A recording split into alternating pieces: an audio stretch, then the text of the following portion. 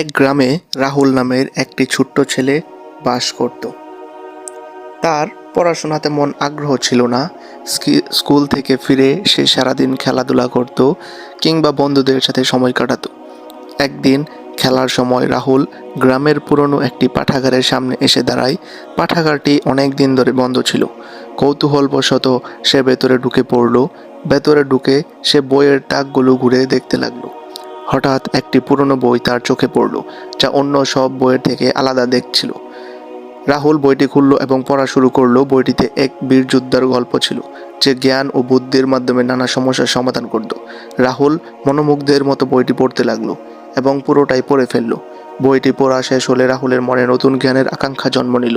সে বুঝল বই পড়ার মাধ্যমে সে অজানা অনেক কিছু জানতে পারে। এরপর থেকে রাহুল প্রতিদিন পাঠাগারে যেতে লাগলো, বিভিন্ন বিষয়ে বই পড়তে লাগলো এবং তার জ্ঞানের ভান্ডার বাড়াতে থাকলো।